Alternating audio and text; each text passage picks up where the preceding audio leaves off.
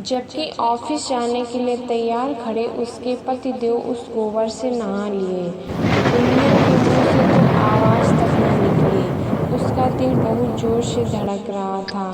वह तो अब मरी।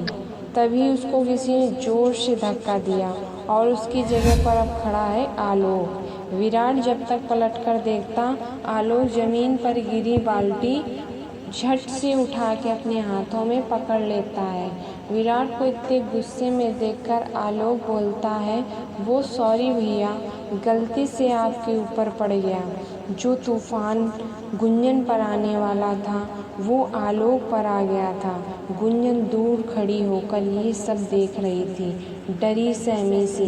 विराट की नज़र जैसे ही गुंजन पर पड़ती है वो दीवार से चिपक जाती है। आलोक को खूब सुनाने के बाद विराट दोनों को घूरता हुआ अपने कमरे में चला जाता है। गुंजन आलोक की तरफ देखती है और धन्यवाद बोलती है।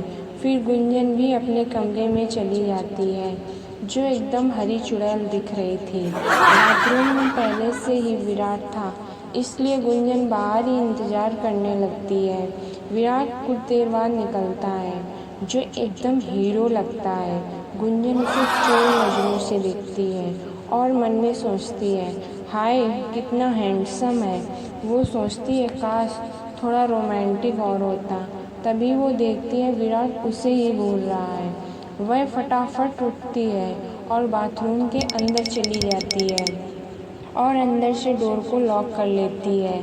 फिर वह बाहर निकलती है, लेकिन विराट अब तक ऑफिस जा चुका था।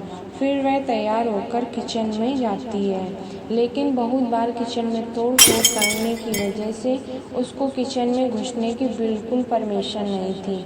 वो अपनी सास शारदा से जैसे तैसे परमिशन लेके किचन में खाना बनाने लगती है। वो बहुत डिजाइनर चीज़ें थी।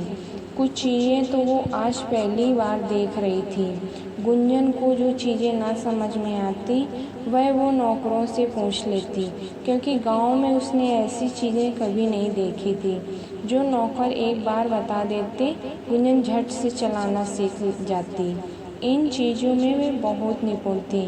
गुंजन जैसे जैसे खाना बनाती, खाने की खुशबू पूरे घर में फैल जाती है। आखिर दोस्तों, ऐसी मज़ेदार कहानी देखने के लिए मेरे चैनल को सब्सक्राइब और लाइक करें।